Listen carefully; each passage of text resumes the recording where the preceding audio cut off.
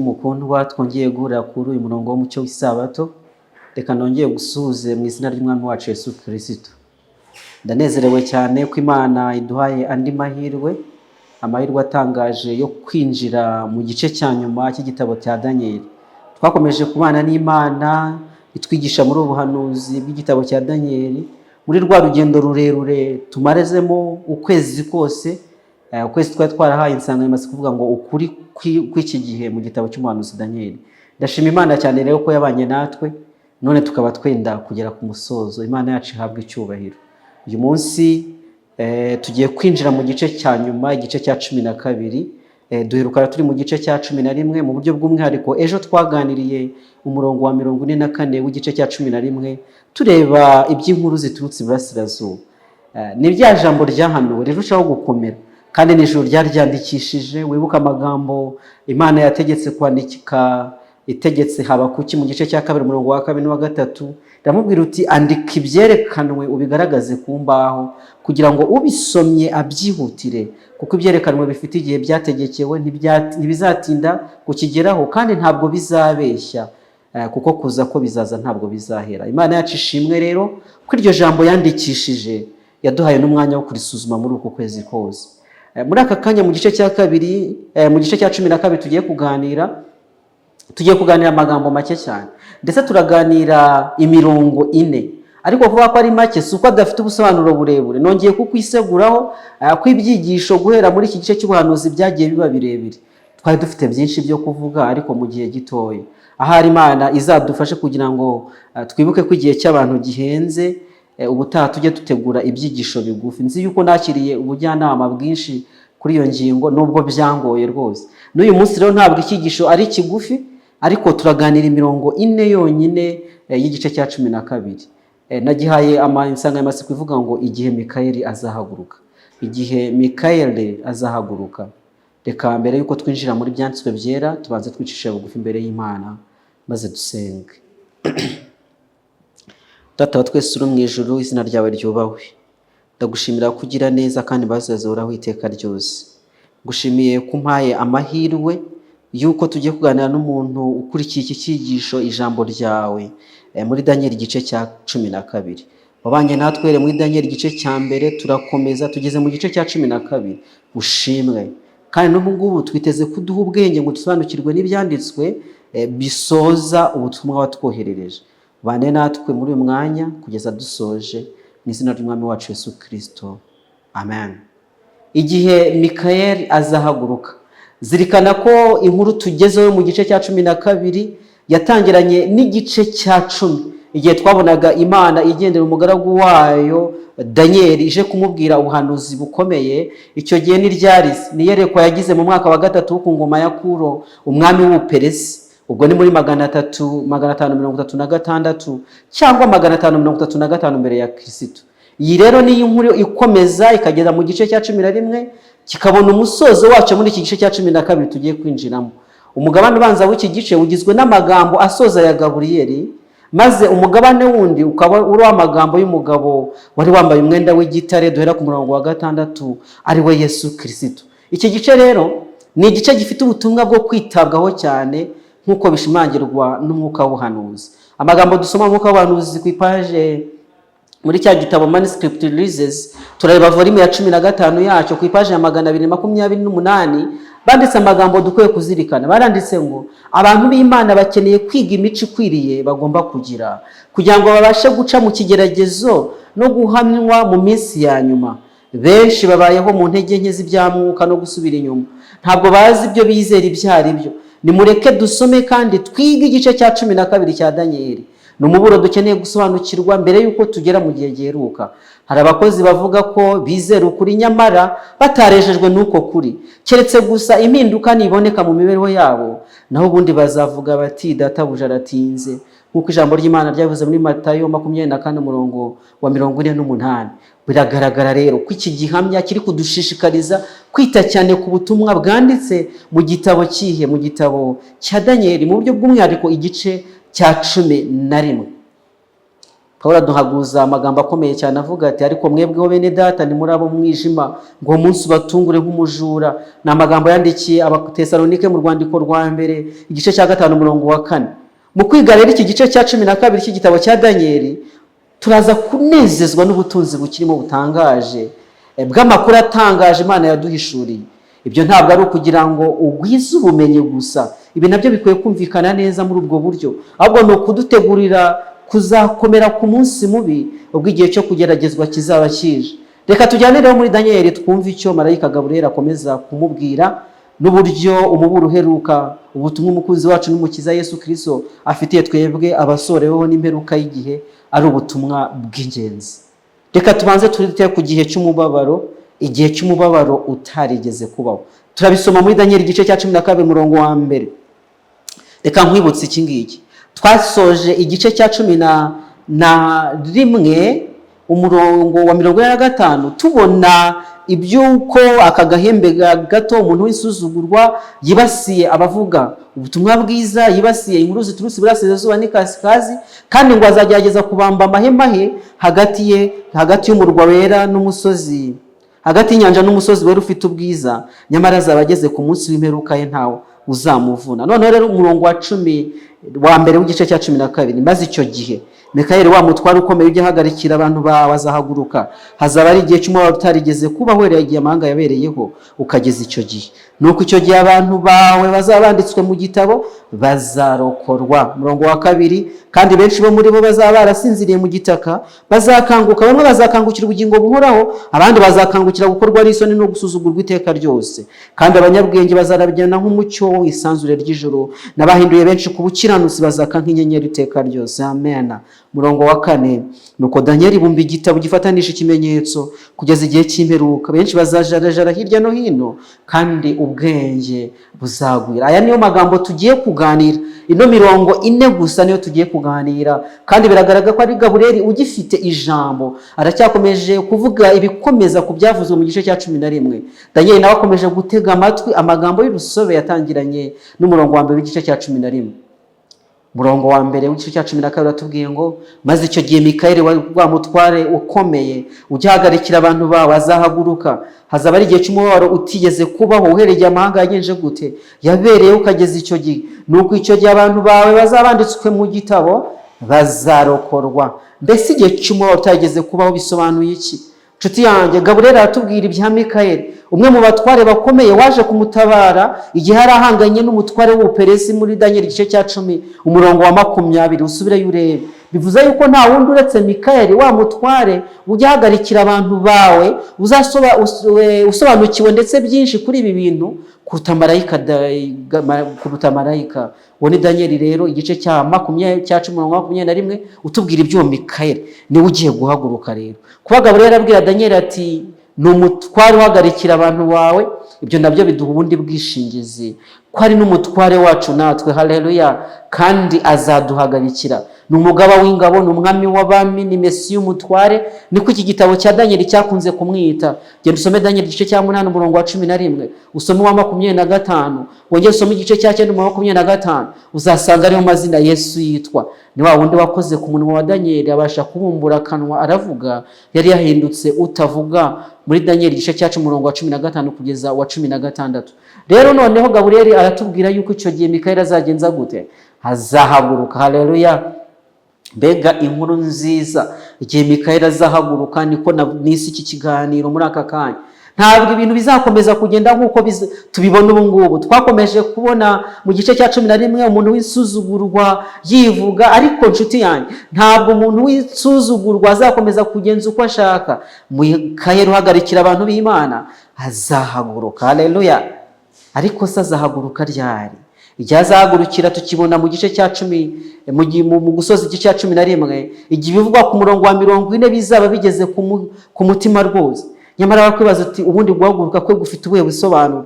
N'ubuhe busobanuro bw'ijambo guhaguruka kuri Mikayeli? Mbese twabonye ahaguruka ryari? Ndakwibutsa ko mbere twabonye umukuru nyir'ibihe byose yicara mu rubanza. Urabyibuka se ko yari yicaye? Ugende urebe muri Daniel igice cya 7 umurongo wa 9 n'uwa 13 ndetse n'uwa 22. Batubwiye iby'uwo mukuru nyir'ibihe byose yicara mu rubanza, maze usa n'umwana w'umuntu ari we Mikayeli muri uyu murongo araza asanga umukuru nyir'ibihe byose, nawe agenza gute? Aricara. Aho hari mu itangira ry'urubanza akagenzuza. Ariko uku ni ukuri kwa Bibiliya yuko ijambo ry'Imana ryabihamyije muri Yohana igice cya 5:22 yuko nta numwe data aciraho iteka, ntawe numwe acira urubanza, ahubwo yabihaye umwana ngo abe ari we ugenza gutse uca amateka. Ntabwo aho dushidikanya yuko uriya usa n'umwana w'umuntu wasanze umukuru nyir'ibihe byose ari we Yesu Kristo, kandi twabonye ko ari we mutambyi mukuru uri mu buturo bwera bwo mu ijuru. Dufite impamvu dutera kwizera ko Mikayeli yari yicaye mu gihe cy'urubanza akagenzuzi,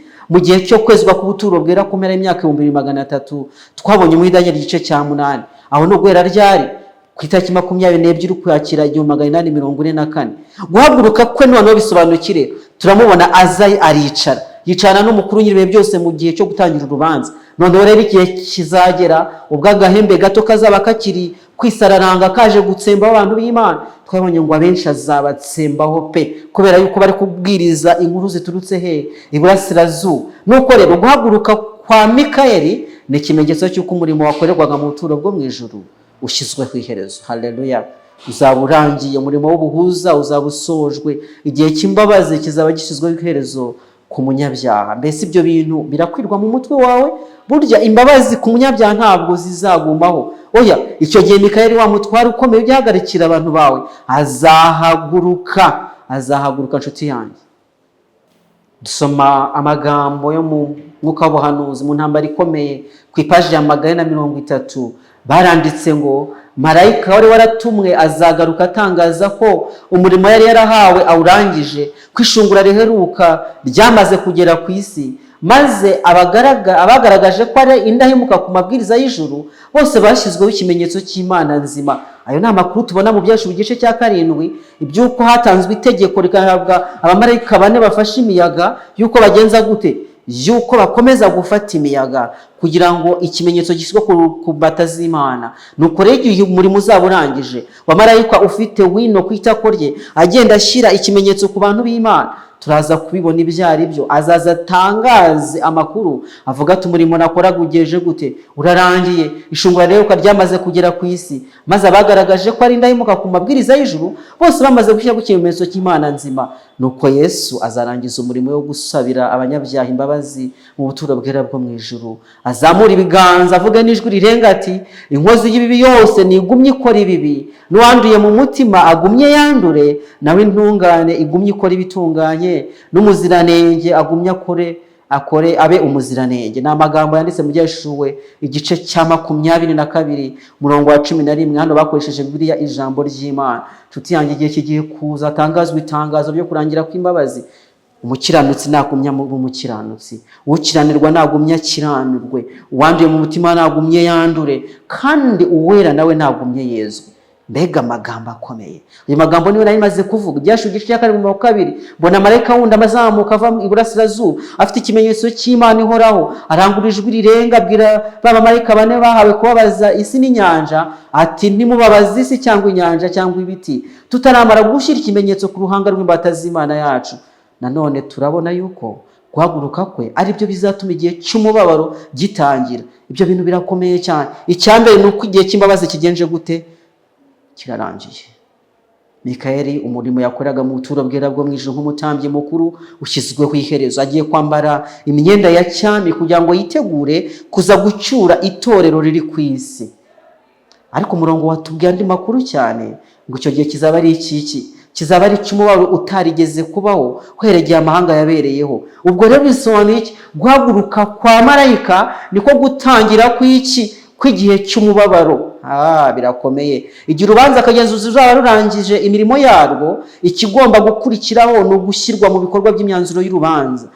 Nubwo iki ari igihe cyo kugaragaza ubutabera, kizaba ari n'igihe cyo kugaragaza imbabazi mu buryo bukomeye, kubera ko Mikayeli azaba ahagurukiye kurokora abantu b'Imana.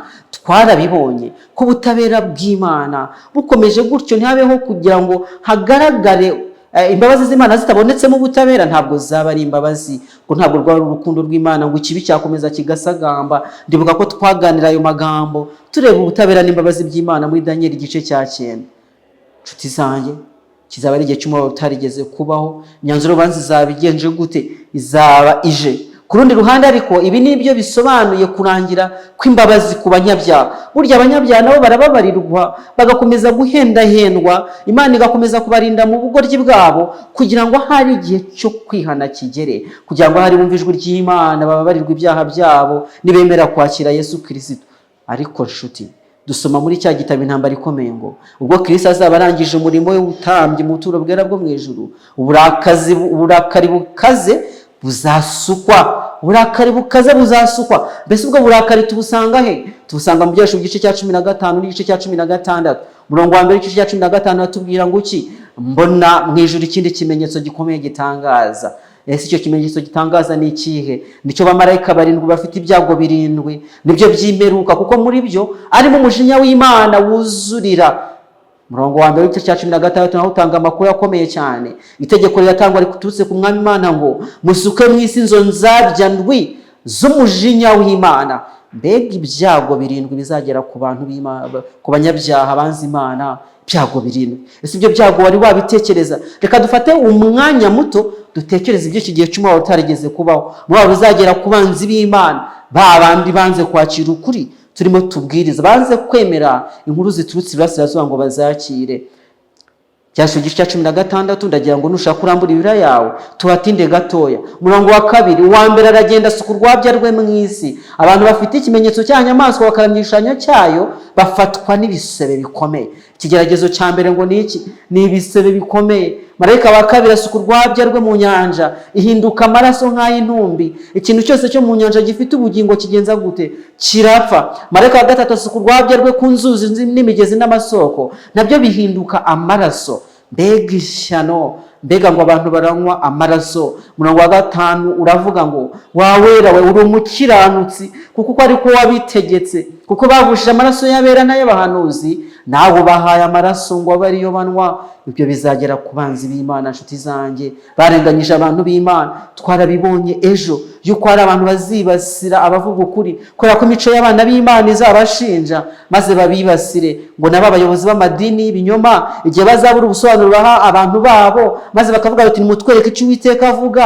ngo bazahagurukira kurwanya abana b'Imana. Ariko abo bantu nubwo bazaba bari mu kaga n'akangaratete, igihe Mikayeli azahaguruka aje gutabara ubwoko bw'Imana, icyo gihe abantu bazatangira kunywa ku byago 7, ku gacuma k'umujinya w'Imana. Kandi kimwe mu bizakorwa ni uko icyago cya kangahe cya 3 kizabageraho, ari uko bazanwa amazi yahindutse amaraso. Maze ijambo riravuga ngo wowe wera uri umukiranutsi, kuko ariko wabishatse. Abavushije amaraso y'abera n'ay'abahanuzi, nawe bahaye amaraso ngo abariyo bagenza gute? Banwa. Dusoma amagambo akomeye muri Yesaya igice cya 33 umurongo wa 16.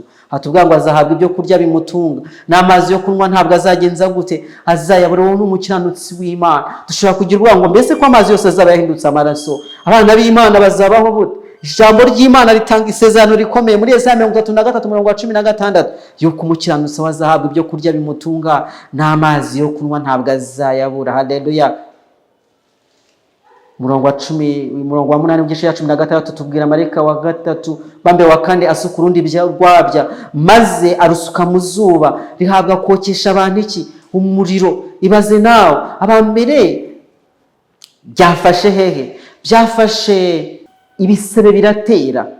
Mfite ubwoba cyangwa se impungenge yuko igihe ibisebe bizaba bije abantu bazibwira yuko ari icyorezo cyaje. Turi kubona ibintu bijyanye n'ibyorezo. Ibyorezo bikomotse kuki? Bikomotse ku ngingo y'ibidukikije. Ikindi kintu gitangaje ushobora kwitaho ni uko ibyago 7 bizaba bishingiye ku bidukikije. Nshuti yanjye, isi yose igiye gukomataniriza hamwe kurwanya amategeko y'Imana, bitwaje yuko bari kurengera ibidukikije, bitwaje yuko bari kurengera isi. Uzumva amagambo menshi cyane ahari wumvise amategeko 11 yo kurengera ibidukikije agambiriye kurwanya Imana. Tugiye kubona ko abantu b'Imana bagiye gushyirwa mu kaga yuko bashobora kuba aribo bagambaniye isi. Ariko Imana ishimwe, uko byagenze mu gihe cyashize, uko byagenje mu gihe cya Eliya, igihe hariho umwami Ahabu n'umugore we Yezebeli bakarwanya Imana bakimika ibigirwamana, kandi ngo ikigirwamana bari biyanimitse kiruta ibindi ni ikigirwamana gituma ikirere kigusha imvura kikeza imyaka,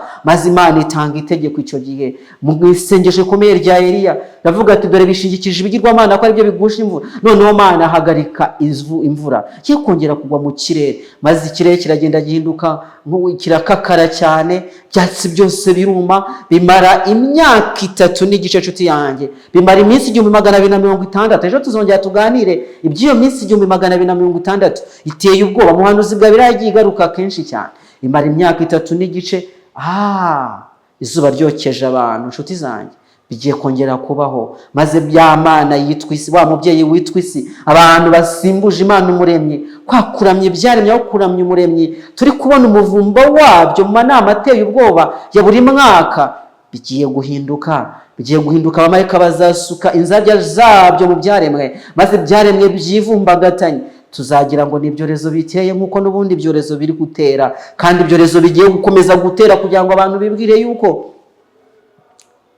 ari impamvu zo gutuma barengera icyo kirere, bavaneho amategeko y'Imana. Marayika wa mbere rero yasutse urwabya rwe, maze ibisebe biratera ibyorezo. Ntabwo nzi ibyo byorezo byari byo, numvise bavuga yuko hari n'icyorezo cyari cyadutse nyuma ya Covid, nawe warabyumvise, gifata umuntu, ibyo bintu bimeze nk'ibishyute n'ibisebe, ariko ntabwo ari uko bizaba bimeze, byo bizaba biteye ubwoba, imbabazi z'Imana zizaba zavanywe mu isi nyine. Marayika wa kabiri batubwiye ngo ukize, marayika wa kabiri ngo yamennye urwabya rwe mu nyanja, izinduka amaraso, ahari transport zizahagarara, kandi inyanja nizo zitangarega ikime kijya kuvamo imvura hejuru, ubwo ikibazo cy'imvura nacyo kizaba kivutse. Marayika wa gatatu asuka urwabya rwe mu migezi isanzwe, ya yindi itanga amazi yo kunywebwa, nuko batangira kunywa amaraso. Maze itangazo bavuga ngo Mana utanga ubutabera, kuko kubera yuko bavushije amaraso y'abera, nabo ntibanywe ayo maraso. Marayika wa kane noneho asubyiza urwabya rwe hehe? Mu zuba, kugira ngo ryokeshe abantu umuriro, kandi abantu barwaye ibisebe, abantu badafite amazi yo kunywa, bizaba biteye ubwoba cyane. Mbese uzabigenza ute? Mbese uzaba waramaze kwiyandikisha mu gitabo cy'ubugingo? Mbese uzaba umwe mu bakiranutsi bazahabwa ibyo kurya bibatunga n'amazi yo kunywa, ntibayabure nk'uko byasezeranywe mu ijambo ry'Imana? Nicyo nkwifuriza mu izina rya Yesu. Nuko ngo abantu botswa n'icyokere cyinshi, batuka izina ry'Imana ishobora kubateza ibyo byago, ntabwo bihannye ngo bayihimbaze. Arega nta n'igihe cyo kwihana gihari, kuko ijuru ryamaze gushyiraho umusozo. Mikayeli yaramaze guhaguruka, ntabwo akicaye ku ntebe y'imbabazi inshuti zawe.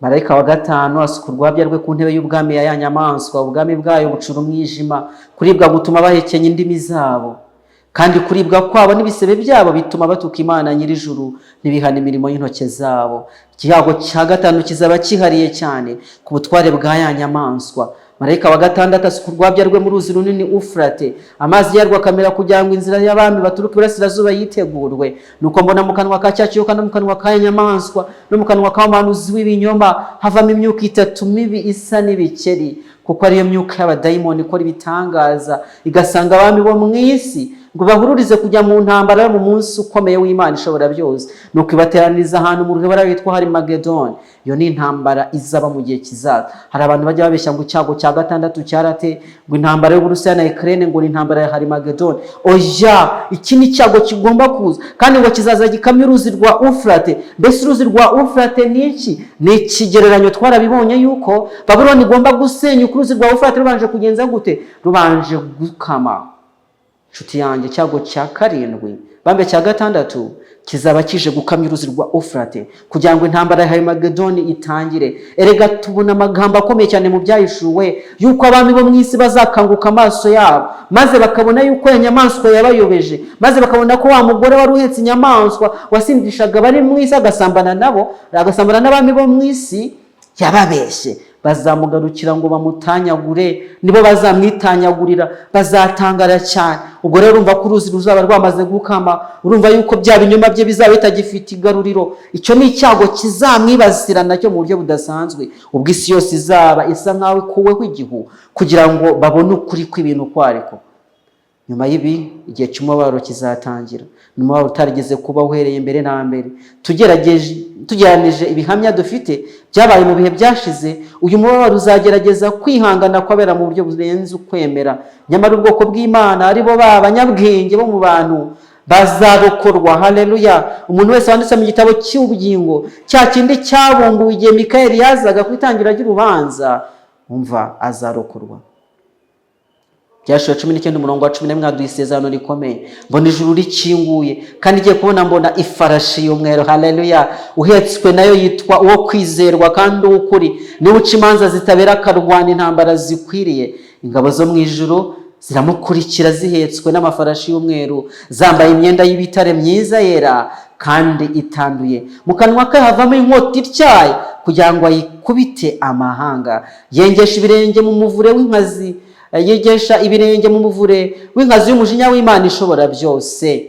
Nshuti yanjye, Yesu Kristo azaba agarutse gutwara itorero rye, kandi ubwo ngubwo nibwo icyago cya karindwi, icyago cyitwa ngukiza. Marayika wa karindwi tumubona ku murongo wa 17 igice cya 16. Uwo nguwo we azasuka urwabya rwe mu kirere, ijwi rirenga rivugire mu rusengero rwo mu ijuru, kuri ya ntebe rivuga riti birarangiye. Haleluya! It is done, it's over. Haleluya! Mana ishimwe cyane. Cyago cya karindwi gitangaza kugaruka kwa Yesu. Cyakora kugaruka kwa Yesu nako ni icyago gikomeye ku banyabyaha. Icyo gihe hazabaho imirabyo n'amajwi no guhinda kw'inkuba, habeho n'igishyitsi cyinshi, ibirwa byose bizahunga, kandi imisozi ntabwo izaboneka. Ngo urubura rukomeye ruzamanukira abantu ruvuye mu ijuru, ibuye ryarwo ngo rizaba riremereye nk'itaranto. Icyo cyago cy'urubura gituma abantu batuka Imana naryo, kuko icyago cyarwo gikomeye cyane. Nshuti yanjye, ibirwa bizakurwaho, amazi yatembaga ajya amajyepfo azajya amajyaruguru, isi yose izatengamara kugira ngo yitegure kuza kwa Yesu Kristo.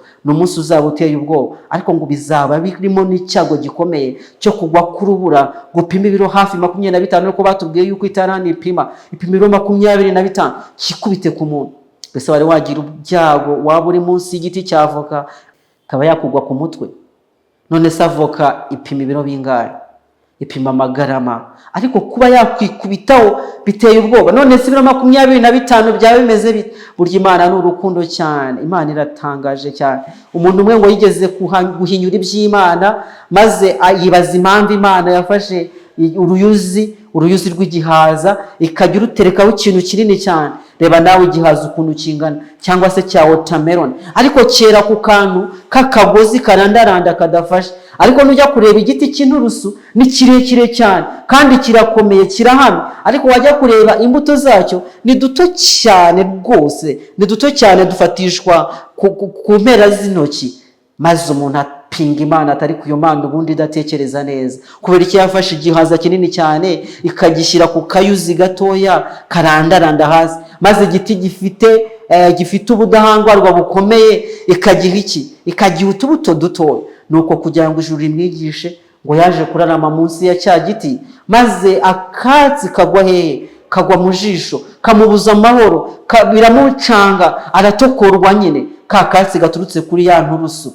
Maze umuntu aramubaza ngo mbese ubwo uko bigenze bityo, ko ari ako kantu kakuguyeho byoroheje cyane, ubwo si yo kiba ari cya watermelon, yo kiba ari igihaza kimanutse? Ni ukugira neza kw'Imana. Ariko icyo gihe cy'ibyago 7, urubura rungana n'ibiro 25 ngo bizajya byikubita ku bantu b'Imana, abantu banze Imana, maze bakaha ubuto, bakiha kuyoborwa na Satani, bagakunda icyaha, bakaba bagomba kurimburanwa nacyo. Mbega ubutabera bw'Imana nshuti zanyu! Ibi nabyo ngo bisa nkaho ari inzaduka, niko twabirebye muri Daniel igice cya 9 tureba ku by'isengesho rya Daniel. Bisa nkaho ari inzaduka ku Mana, ariko turabitegereje kandi biteye ubwoba. Ibi byago 7 bitwibutsa ibyago 10 byigeze kugera ku banyegiputa, bandi bigeze kubaho igihe ubwoko bw'Imana n'ubundi bwagombaga kuva mu Egiputa bukajya i Kanani.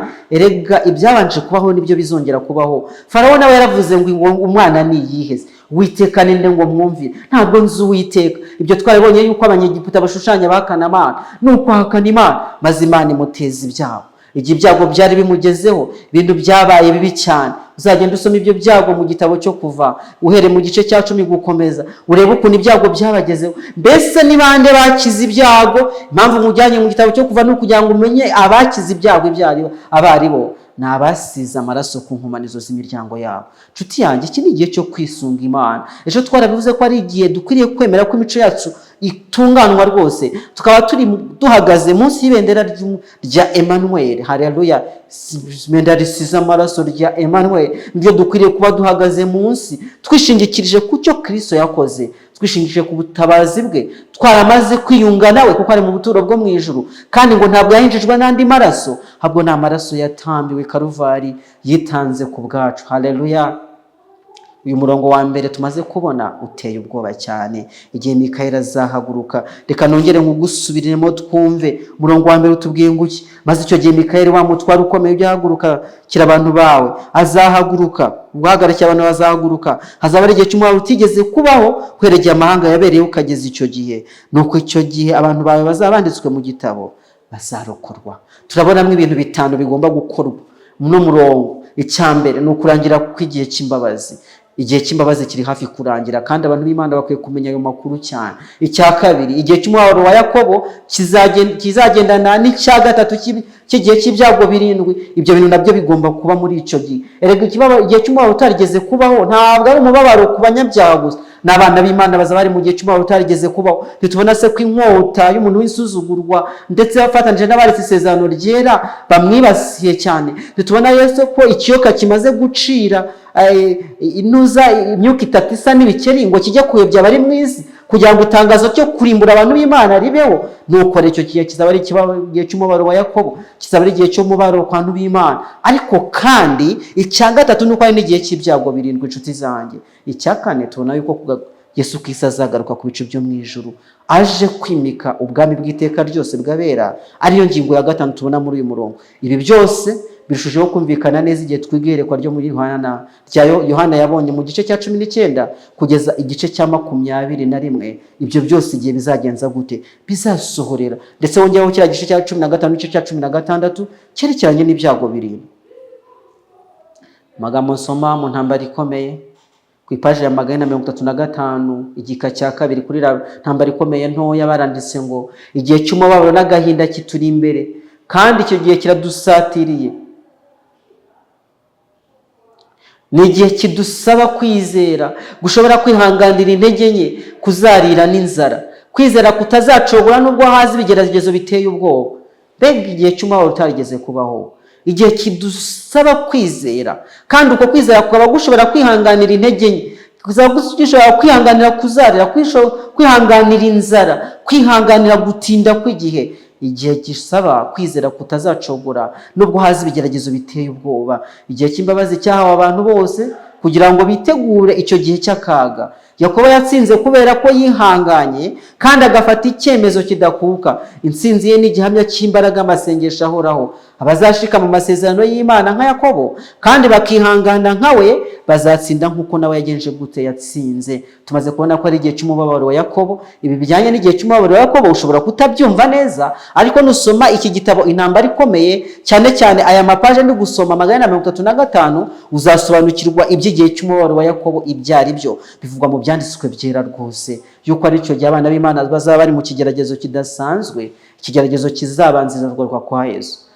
Dusoma nanone amagambo akurikiyeho ngo abadashaka kureka inarijye ngo bababarire imbere y'Imana basenga ubudasiba kandi basaba umugisha babikuye ku mutima, ntabwo bazahabwa. Mbega ngo gukirana n'Imana biramenwa na bake. Ni bake bigeze kwegurira imitima yabo Imana yabo, kwegura imitima yabo Imana, bafite ibyifuzo bibatsika kugeza ubwo imbaraga zibashiramo. Igihe imiraba y'ubwihebe itabonerwa ururimi rwo kwisobanura isuma yisuka ku muntu usenga Imana.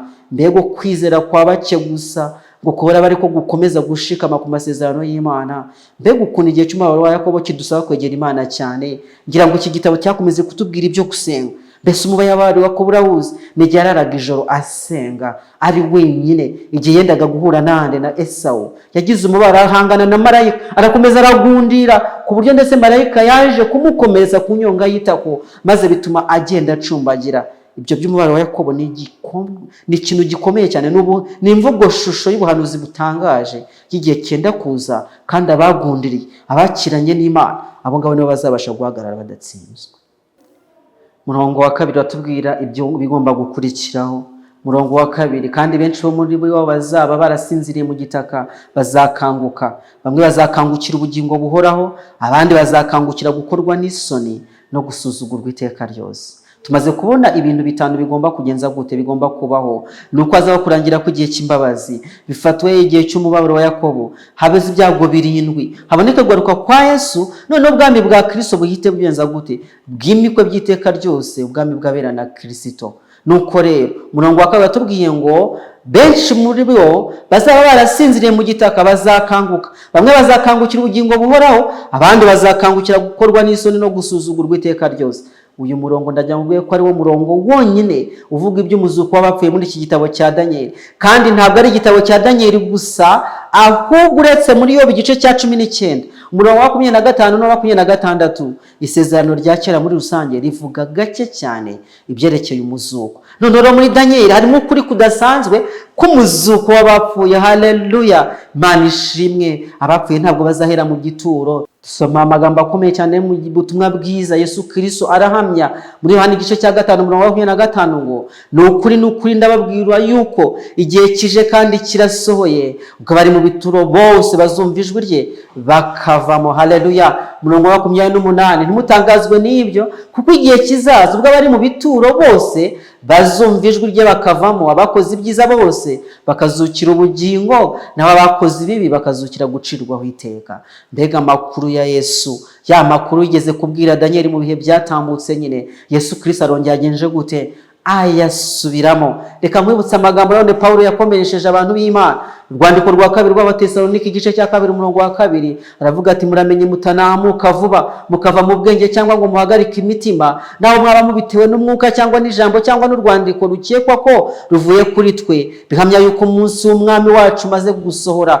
Oya, kuko umwami ubwo azaza amanutse ava mu ijuru aranguruye n'ijwi rirenga hamwe n'ijwi rya marayika ukomeye n'impanda y'Imana, nuko abapfiriye muri Kristo nibo bazabanza kuzuka, maze natwe abazaba bakiriho basigaye duhere ko tujyananwe nabo tuzamuwe mu bicu gusanganira umwami mu kirere. Haleluya. Umurongo wa 17, nuko rero tuzabana n'umwami iteka ryose. Haleluya. Mana yanjye ihabwa icyubahiro, irasezerana amasezerano akomeye cyane yuko hazaba umuzuko w'abapfuye, ariko ngo bamwe bazazukira ubugingo buhoraho, abandi bazazukira gukorwa n'isoni iteka ryose. Mbese uzaba mu buhe mugabane? Nibo bazazukira ubugingo buhoraho cyangwa nibo bazazukira gukorwa n'isoni iteka ryose? Soma amagambo mu Byahishwe igice cya 20:6, haratubwira amagambo akomeye cyane yo kwitaho. Ahari yazirikane muri iki cyigisho, nushaka yandu yihorere. Ibyahishwe 20:6 hatubwira ngo iki, ufite umugabane wo kuzuka kwa mbere arahirwa kandi nuhera. Urupfu rwa kabiri ntirubasha kugira icyo rumutwara, kandi ntacyo ruzatwara bameze batyo, ahubwo bazaba batambyi b'Imana na Kristo, kandi bazimana nayo imyaka 1000. Biratubwira iki? Igihe Mikayeli azahaguruka ntabwo abantu b'Imana bose bazaba barasinziriye mu gitaka. Hari undi mugabane w'abazaba bakiriho kugeza ku kuza k'umwami. Ibyo birumvikana neza, kandi nibyo Paulo yandikiye Abatesalonike mu gice cya 4 uhere ku murongo wa 15. Mbese aho ba bantu bazi Imana yabo bazakomera bakora iby'ubutwari, ba bandi bazafashwa buhoro kandi bazatangaza inkuru ziturutse iburasirazuba, ntabwo ari bamwe muri ba bandi bazaba bakiriho kubera ko bazatunganwa bere kugeza igihe cy'imperuka? Nuko bigomba kumera rero, bamwe bazaba bakiriho. Ahari nanjye nzaba nyiriho, ndi kubona ubuhanuzi busohora cyane bwihuta rwose. Imyanzuro y'ubutegetsi bw'isi bufatanije n'umugore uvugwa muri Byahishwe igice cya 17 iri Babuloni biri kwihuta cyane, turi kubona ku muvuduko udasanzwe. Ubanza Yesu ari hafi kuza, kandi nibazaza ndifuza kuzaba ndi mu mugabane wabazasangwa bakiri bazima bashikamye mu kuri. Ndifuza kuba mu mugabane wabazaba ari kwamamaza ubutumwa bwiza, babandi bazakora iby'ubutwari, babandi bazi Imana yabo bagakomera bagakora iby'ubutwari, bazafashwa buhoro kandi bazatangaza inkuru ziturutse iburasirazuba. Haleluya. Kwa mbere rwa kuri igice cya 15 umurongo wa 51, Tuvuga ngo dore mbamenera ibanga, twese tuzahindurwa mu kanya gato, ndetse mu kanya nk'ako guhumbya, ubwo impanda y'imperuka izavuga. Impanda izavuga koko, ndi kumusoma mu murongo wa 52, impanda izavuga koko abapfuye bazurwe butazongera kubora, natwe duhindurwe. Haleluya. 53, kuko uyu mubiri ubora ukwiriye kuzambikwa kutabora, kandi uyu mubiri upfa ukwiriye kuzambikwa kudapfa. Imana yacu ishimwe cyane. Ndakwifuriza kuzaba muri uwo mugabane w'abazimana na Kristo imyaka 1000. Iyo myaka 1000 tuzayimara mu bwami bwo mu ijuru. Iyo millennium tuzayimara mu bwami bwo mu ijuru turi kumwe na Kristo, tunejejwe no kuba muri ibyo bikari by'i Kanani. Nyuma y'imyaka 1000 tuzaza gutura mu isi. Ayo nandi makuru tuzasuzuma mu bihe bizaza uko Imana izadushoboza. Abafilipi igice cya 3:20 hari amagambo meza cyane. Naho twebwe iwacu ni mu ijuru. Haleluya. Niwe dutegereje umukiza ko azava, niwe mwami Yesu Kristo uzahindura uyu mubiri wacu wo gucishwa bugufi kwacu, akabushushanya n'umubiri w'ubwiza bwe. Imana icoboze ngo nzabe muri ubwo bwami. Erega umusozo ni mwiza, nubwo bikomeye bite, ndakomeza nta kabuza. Niko abaririmbyi bamwe baririmbye, avuga ati nubwo bikomeye we ndakomeza nta kabuza, ndakataje. Haleluya. Mukomeze mukataze, imbere ni heza cyane. Hari umuzuko w'abapfuye no kwimana na Kristo imyaka 1000 mu bikari byo mu ijuru. Uwo murwa w'abera zawusome mu byashu by'igice cya 21 n'igice cya 22, uranejeje cyane. Ariko ntabwo Gaburiyeli avuga inkuru y'ibyiringiro by'umugisha gusa, ahubwo anatubwira ko hari bamwe bazakangukira gukorwa n'isoni no gusuzugurwa iteka ryose. Mbega inkuru ibabaje. Aba rero bazongera basubire mu bituro byabo, ubwo bazaba babwira imisozi n'ibitare bati nimutugweho, muduhisha amaso yicaye kuri iriya ntebe n'umujinya w'umwana w'intama. Ndagira ngo nkubwire yuko azabaho umuzuko udasanzwe igihe Kristo azaza. Abera bazazuka, ariko kandi hazabaho umuzuko speciale w'abanyabyaha barwanije Imana cyane. Aya nandi makuru twasuzuma twitonze turi kumwe. Ariko abanyabyaha nubwo bazakanguka, no kugira ngo isezerano ry'Imana risohore, nkuko byanditswe mu byashu igice cya 1 umurongo wa 7, havuga ngo n'abamucumise icumu bazagenza gute? Bazamubona. Babandi bavuze ngo ayo maraso tubarwa n'urubyaro rwacu bari gukoba Yesu, ni ngombwa ko bazamubona atungutse ku bicu byo mu ijuru. Ariko kuzuka kwabo ntacyo bizabamarira. Bazongera basubire hehe? Mu bituro. Kandi nibo bazataka batakira imisozi n'ibikombe bati nimutugweho, muduhishe amaso yicaye kuri iriya ntebe. Tubisoma neza mu byashuwe igice cya 6 umurongo wa 14, batubwira ngo ijuru rikurwaho nk'uko bazinga igitabo cy'umuzingo, imisozi yose n'ibirwa byose bikurwa ahantu habyo. Abami bo mu isi n'abatware bakomeye n'abatware b'ingabo n'abatunzi n'ab'ububasha bihisha mu mavumo no mu bitare byo ku misozi, babwira imisozi n'ibitare bati nimutugweho, muduhishe amaso yicaye kuri iriya ntebe, kuko umunsi ukomeye w'umujinya wawo usohoye, kandi ninde ubasha guhagarara adatsinzwe. Nuko nguko bizabasohora kuri buriya munsi. Abantu bamwe bazakorwa n'isoni no gusuzugurwa iteka ryose. Babantu bari bihanganye, babantu bivugaga, ya nyamaswa yaturutse mu nyanja, wa muntu wisuzugurwa, wa mutware w'umunyamwaga, umwami w'umunyamwaga. N'abafatanije nawe baretse isezerano ryera, n'abahombokeye muri izo nyigisho ze, bazakorwa n'isoni iteka ryose. Batakira imisozi n'ibikombe bati nimuduhishe. Murongo wa 3, reka twihute kubw'igihe. Ahari by'umuzuko w'abapfuye twazabiganira, byo garuka kwa Yesu twazabiganira ukwabyo, ariko ni ibintu bizaba mu buryo budasanzwe. Umva ngo n'imisozi zakurwa habyo kugira ngo habe haterere. Nta muntu utazabona kuza kwa Yesu, kuko ibintu bizaba byahindutse ukundi. Ni umunsi udasanzwe, ntabwo turi bubitindeho. Ariko niba ufiteho ikibazo, zikora abantu bazi yuko itora rizajyanwa mu ibanga, oya, ntabwo ariko bimeze, ntabwo ari uko ijuru ryabitangaje. Danieli 12 umurongo wa 3, kandi abanyabwenge bazarabagirana nk'umucyo mu isanzure ry'ijuru, nabahinduye benshi ku bukiranutsi bazaka nk'inyenyeri iteka ryose. Haleluya. Abanyabwenge bazarabagirana, nshuti zanjye, bazabajyana nk'umucyo mu isanzure ry'ijuru. Abahinduye benshi ku bukiranutsi bazaka nk'inyenyeri iteka ryose. Mbese aba banyabwenge ni bande? Aba banyabwenge ni babandi bazamenya ibi byose kandi bazigisha benshi. Ibyo Danieli umunyabwenge ukomeye atabashije kumva, aba banyabwenge bo bazagenza gute? Bazabimenya. Kandi ibi bintu birimo ibyerekeranye n'ikizaya cy'umurimbuzi twaganiriye, birimo gukomereka uruguma rwisha twabonye, birimo gukira kwarwo twabonye, kandi byasohoreye ku muntu wisuzugurwa nk'uko twamaze kubibona. Ndetse n'ibyaba abandi baretse isezerano ryera bazabisobanukirwa. Nyamara aya mabanga akomeye ntabwo bayagize ubwiru, oya, ngo abo ngabo bayigumane gusa, ahubwo bayakoresheje mu guhindura benshi kuba abakiranutsi. Tumaze gusoma ngo ukize abanyabwenge bazabagena nk'umucyo ibisanzure ry'ijuru. Abahinduriye benshi ku bukiranutsi, ya makuru yose barayatangaje kugira ngo abantu b'Imana bave muri Babuloni bahindukirire ubukiranutsi. Inshuti yanjye, abo bahinduriye benshi ku bukiranutsi bizabagendekera bate? Bazarabagirana, bazaka nk'inyenyeri iteka ryose. Abo bahinduriye benshi ku bukiranutsi muri ariya masaha y'Iruka y'isi bazi neza yuko igihe cy'umubabaro cyegereje kandi kigomba gukurikira guhaguruka kwa Mikayeli, nuko bajya kubuririza.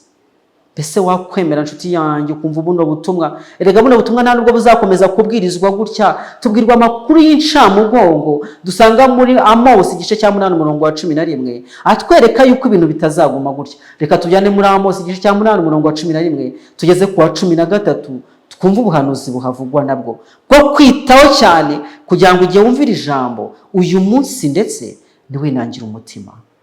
Amosi igice cya 8 umurongo wa 11, dore iminsi izaza niko Uwiteka Imana ivuga, nzatenza inzara mu gihugu, ntizaba ari inzara y'ibyo kurya cyangwa inyota yo gushaka amazi, ahubwo izaba ari yo kumva amagambo y'Uwiteka. Kandi bazajarajara bava ku nyanja imwe bajya ku yindi, bazava ikasikazi bajya iburasirazuba, bazakubita hirya no hino bashaka ijambo ry'Uwiteka be kuribona. Uwo munsi inkumi nziza n'abasore bazicwa n'inyota. Nshuti yanjye, ubwihebe no kumwaramwara bizakota bikomeye abanze guhindukirira ubukiranutsi nyuma yuko Kristo azahaguruka ku ntebe y'ihongerero yo mu buturo bwera. Ntabwo ubu bwihebe bubasha gushyikirwa mu ntekerezo zacu. Amosi yarabihanuye, aravuga ati bazajarajara bava ku nyanja imwe bajya ku yindi bashakisha uwababwira ijambo ry'Imana, ariko ntacyo bizaba bimaze, ntabwo rizakora ku mitima yabo. Uruhande uzaba uhagazemo uyu munsi rurategurwa kandi biraterwa n'amahitamo ugira none. Mbese bizaba bimeze bite uwo munsi?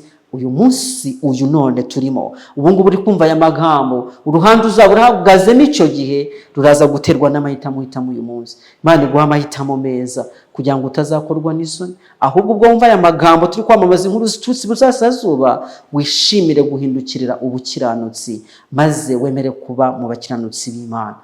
Daniel igice cya 12 umurongo wa 4 turi kwegera ku musozo. Navuze ko ari no mirongo 4 gusa ariyo tuganira, mirongo isoza amagambo ya marayika yahereye mu gice cya 11 umurongo wa 1 ukaza ugahetura mirongo 45 y'icyo gice kugera kuri uyu murongo wa 4 w'igice cya 12. Ntabwo ndi buharenga. Umurongo wa 4 watubwira ngo nuko Daniel rero bumba igitabo ugifatanishe ikimenyetso kugeza igihe cy'imperuka. Benshi bazajarajara hirya no hino kandi ubwenge buzagwira.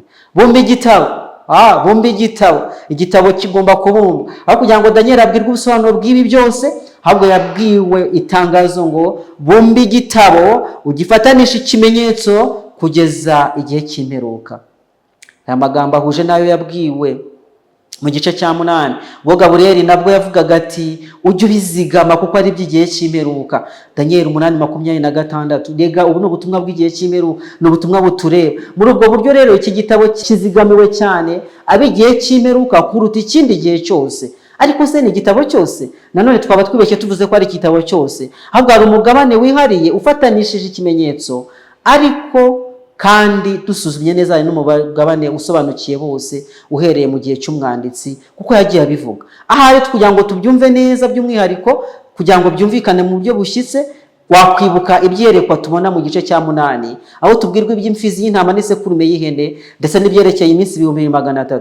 Tubona Yesu yategetse Gaburiyeli ati sobanura uwo muntu ibyo yeretswe. Nuko Gaburiyeli arasobanura. Nyamara nk'uko twabibonye Gaburiyeli yaramusobanuriye, ariko hari umugabane w'ubuhanuzi utarumvikanye ari wo werekeye iminsi 2300.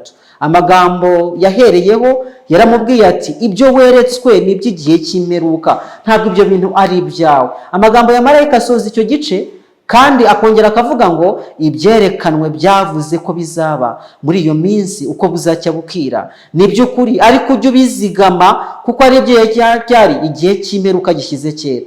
Rero tubasha guhamya ko igihe Gaburiyeli yongeye kuvuga ati bumba igitabo, avuga nanone umugabane werekeranye n'iby'igihe cy'imperuka bigomba kumvwa gusa natwe abariho muri iki gihe. Ariko Gaburiyeli nanone atubwira yuko benshi bazajarajara hirya no hino. Abo ni babandi bigishije benshi bigishijwe ndetse bafatanije n'ababigishije. Tubona mu gice cya 11 umurongo wa 33 bakajya hirya no hino bakwirakwiza inkuru ziturutse iburasirazuba. Bazajarajara hirya no hino, bazajya ku social media, bazajya ku YouTube, bazajya mu mahuriro y'inzira, bazajya mu masoko, bazajya mu mabisi, bajyana ubu butumwa, bazandika inzandiko, bazohereza message, bazohereza ama audio n'ibindi. Uburyo bwose buzakoreshwa kugira ngo ubutumwa bukwire kose. Ukundi ko kujarajara kubera yuko ubwenge bwabo buzagwira. Si ubwenge bw'ikoranabuhanga nshuti zanjye y'ijuru rivuze ko ubwenge buzagwira cyangwa se umenye bwa siyanse, oya, ahubwo ni ubwenge bwo gusobanukirwa ubu butumwa bw'igihe giheruka. Ni kubera yuko igihe gitabo kizaba cyagenze gute kitagifatanishije ikimenyetso. Reka nkwereke igitabo nanditse ejo bundi ndakibabwiye, igitabo kibumbuye. Hano hari igitabo aricyo twakomeje kuganira muri iyi minsi 30 tuzasoza ejo. Igitabo kibumbuye, igitabo cy'umuhanuzi Daniel. Iki gitabo nacyanditse cyasohotse 2019, nacyanditse 2015 kugeza 2019. Nicyo maze iminsi nganira namwe. Kino gitabo kibumbuye nacyise igitabo kibumbuye nyine kubera yuko marayika yabwiwe muri aya magambo muri Daniel igice cya 4 ngo genza gute bumbi igitabo kugeza ryari, kugeza igihe cy'imenuguka. Iki gitabo rero cyagifatanishije ibimenyetso, igitabo cya Daniel, ariko uyu munsi ni igitabo kibumbuye. Niko nahisemo kwita kino gitabo igitabo kibumbuye, kandi maze ukwezi kose namwe nkibabumburiye. Niba ushaka iki gitabo ushobora kumbwira uburyo cyakugeraho, uretse ko hari kopi nkeya birumvikana, ntabwo ari nyinshi mfite, ariko kandi abantu b'Imana uko Imana izatanga imigisha inyuze mu buryo bwayo, dushobora kuzabona n'amahirwe yo kongera kugicapisha kugira ngo kigere ku bantu b'Imana. Nibwira yuko ubutumwa bukirimo bwakuryoheye, nta nubwo twari kuburangiza, ni bwinshi cyane dukurikije ibyo twavuze muri iki gihe. Ino muzingo wose, iyi volume yose iravuga Daniel gusa, nta kindi kirimo, ni Daniel. Kandi mwumvise yuko igitabo cya Daniel kiryoshye, kandi ndagikunda rwose. Ndashima Imana cyane yuko igitabo cya Daniel yacinkundishije. Nuko rero turabona abwirwa yuko agomba kukibumba, ariko kikabumburirwa abigiye kimeruka bakagisobanukirwa. Imana igufashe kugira ngo usobanukirwe n'iby'iki gitabo kibumbuye. Ariko tumaze kubibona yuko Daniel atubwira yuko benshi bazajarajara hirya no hino. Abo ni babandi bagomba kuba barize iby'iki gitabo bakabisobanukirwa, bakamamaza inkuru ziturutse hehe, iburasirazuba. Ubwenge bwabo bwaragwiriye, cya gitabo cyari kibumbye cyarababumbukiye, bamenya iby'ubwo butumwa. Haleluya, Imana yacu ishimwe cyane. Bwahoze bufatanishijwe ikimenyetso kugeza igihe cy'imeruka. Ubwo turi mu gihe cy'imeruka rero, ubwo bigenze gute? Kirabumbuye, ntabwo gifatanishije ikimenyetso. Kandi kumenya buno butumwa bibaha kugira inshingano, bita biduha inshingano yo kujarajara hirya no hino, dutangaza ayo mabanga y'ubwami bw'ijuru, kugira ngo abantu b'Imana bitegure, bategurirwe inzira, kuko Yesu Kristo ari hafi kuza ahereko abajyane mu bwami bwo mu ijuru. Bese hari sinavuga yuko sinashimira Imana Data wa twese inshoboje kujaragera kuri uyu murongo wa YouTube kugira ngo abahagenda nabo babone ubu butumwa. Turi kujarajara tujyana ubu butumwa, inkuru nziza ziturutse iburasirazuba, kugira ngo twiteguze abantu kugaruka kwa Yesu. Kandi niyo nshingano Imana yaduhaye, iruta izindi zose. Iruta gukorera amafaranga menshi, iruta gukora ibyo twize mu ishuri, ahubwo turi kwitegura ubwami bushya, kandi turi kubwiteguza n'abandi kugira ngo baze tubutahemo. Haleluya. Abo bagabo rero babandi bazajarajara hirya no hino, nibo bagereranywa na marayika uguruka aringanije ijuru, afite ubutumwa bwiza bw'iteka ryose, ngo abubwira abari mu isi bo mu mahanga yose n'imiryango yose n'indimi zose n'amoko yose. Uwo aguruka ava mu ijuru, kandi afite ubutware bukomeye, ndetse simurikwa n'iki n'ubwiza bwe. N'amagambo twabonye mu byashu igice cya 14 umurongo wa 6 n'igice cya 18 umurongo wa 1. Izo nkuru ziturutse iburasirazuba twaraziganiriye. Buno bwoko rero, bano bantu bazabwiriza buno butumwa, bano bantu babumburiwe igitabo, bano bantu nibo twabonye muri wera igice cya mbere ejo, were ku igice cya 2 were ku murongo wa 1 kugeza wa 11. Wari ubwoko bukomeye kandi bufite imbaraga bwadutse, ngo ntabwo igeze kuboneka bumeze nkabwo, hoya, kandi hanyuma yabwo nta buzaboneka kugeza mu bihe byinshi bizakurikiraho. Ubarebye ngo ubona busa n'amafarashi, kandi birukanka nk'abagendera ku mafarashi. Imbere yabo abantu bamarwa n'ubwoba, mu maso habo bose harasuherwa, bihuta nk'intwari, barimburira inkike nk'abarwanyi. Umuntu wese aromboreje imbere ye, ntabwo bica gahunda kandi ntawe uca ku wundi. Umuntu wese aromboreza imbere ye, twarabibonye. Batwaranira mu macumu kandi ntawe uteshuka inzira. Bazasimbukira umudugudu, bakiruka ku nkike z'amabuye, bakurira amazu, bakamenera mu madirishya nk'abanyazi. Imbere yabo isi iratigita, ijuru rigahinda, izuba rikijima n'ukwezi kukagenza gute kukijima, kandi n'inyenyeri zikareka kumurika. Uwiteka arangurura ijwi imbere y'ingabo ze, urugero rwe ni runini cyane, ubusohoza ijambo rye arakomeye cyane, kandi umunsi w'Uwiteka ni mukuru uteye ubwoba cyane. Ninde wabasha kuwihanganira? Ngo kuko bajarajara bazenguruka hirya no hino bajyanye ubutumwa bwiza. Nshuti yanjye, itangazo bimaze kutubwira ngo Danieli bumva igitabo gifatanisha ikimenyetso. Benshi bazajarajara hirya no hino kandi ubwenge buzagenza gute? Buzagwira. Ngaya makuru tumaze kubona, amakuru akomeye cyane y'ibyenda kubaho, ibyo umusozo w'urugendo rwacu, ubwo umurimo uzaba urangiye tugatahana na Kristo mu bwami bw'Imana. Tumaze kuganira ino 40 ya mbere y'igice cya 12, imirongo itanga umusozo w'inkuru ndende Gaburiyeli yabariye Danieli, itangirana n'igice cya 11. Ni umusozo utumenyesha ko ku iherezo ry'iyi ntambara abantu b'Imana bazahura n'umubabaro utarigeze kubaho, nyamara uzakurikirwa no kurabagirana ku iteka ryose. Haleluya! Icyo gihe icyiza kizaba gitsinze ikibi, ubugingo bunesheje urupfu, kandi umunezero utsembyeho umubabaro bidasubirwaho. Ubwo nibwo abapfiriye muri Kristo Yesu bazabanza kuzuka, maze natwe bazaba bakiriho basigaye duhere ko tujyananwe nabo, tuzamuwe mu bicu byo mu ijuru gusanganira umwami wacu mu kirere. Nuko rero tuzabana n'umwami wacu iteka ryose. Niko ijambo ry'Imana ritubwira mu rwambere rw'Abatesalonike igice cya 4 umurongo wa 16 n'uwa 17. Kandi umurongo ukurikira urambwira ngo mumaranishe imibabaro kubwirana ayo magambo. Ndakubwira ayo magambo mu izina rya Yesu, kuko Kristo ari hafi kwimika ubwami bwe. Nyamara ababibo ngo baziheba kandi bazakorwa n'isoni iteka ryose, nk'uko ijambo ryatubwiye. Ayo niyo makuru tumaze kuganira. Ndakwifuza kwa mu ruhande rw'Imana, ubwo Mikayeli agiye guhaguruka, ubwo Yesu agiye kurangiza imanza, ubwo imbabazi agiye guhaguruka ku ntebe y'imbabazi akimika ubwami bwe, uzaba uri mu bamaze kwakira izo mbabazi, umusanganire mu bicu. Ndasoreza ku ndamukanyo y'umuntu w'Imana Petero mu rwandiko rwa Petero igice cya 1 umurongo wa 3.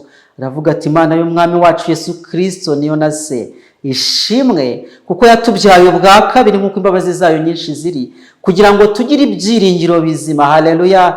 Tubiheshejwe no kuzuka kwa Yesu Kristo, tuzabone umurage utabasha kubora cyangwa kwandura cyangwa kujajuka. Niho namwe mwabikijwe mu ijuru. Mbese wakwishimira kwakira uwo murage ijuru ryatanze binyuze muri Yesu Kristo? Erega twabyawe ubwa kabiri binyuze muri we, kugira ngo wa wundi watuzukiye akaduhesha natwe kuzagira umurage kukunesha urupfu, tuzabashe kubona uwo murage twibereye mu bwami bwo mu ijuru. Umurage utabasha kubura cyangwa kwandura cyangwa kugajuka. Ibyo mu isi byo Satani ayobesha abantu, by'umuntu w'isuzugurwa arimo arindagirisha abantu, bishobora kuba ari iby'igiciro koko mu maso y'abantu, ariko ibyo nabyo bibasha kubura. Ibyo twenda kuragwa ni umurage utabasha kubura cyangwa kugajuka, kandi uwo niwo namwe mwabikiwe mu ijuru niba mwemera guhitamo ubu bwami. Imana ikwakire mu bana bayo, Imana iguhe kuba mu rubyaro rwayo, Imana iguhe kuba umuragwa w'ijuru. Niko ngusabira, nanjye nisabira mu izina rya Yesu. Ejo tuzasoza umugabane usigaye guhera ku murongo wa 5 kugeza wa 13 igice cya 12 cya Danieli. Imana ikomeze kubana nawe kugira ngo tuzasozanye ejo. Reka dusenge.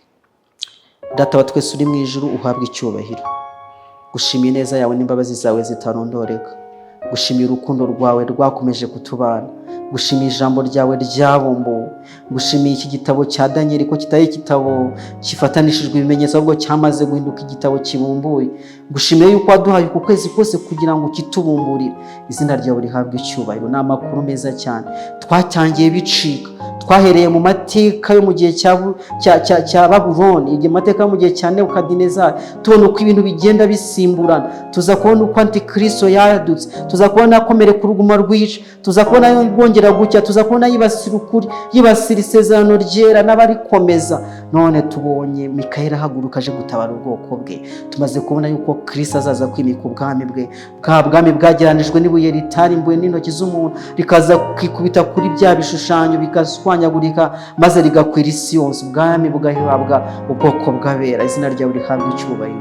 Ndakwinginze Mana, haba jewe haba uri kutwumva, kugira ngo uduhe kuzaba muri uwo mugabane w'abazimana na Kristo umurwa w'abera.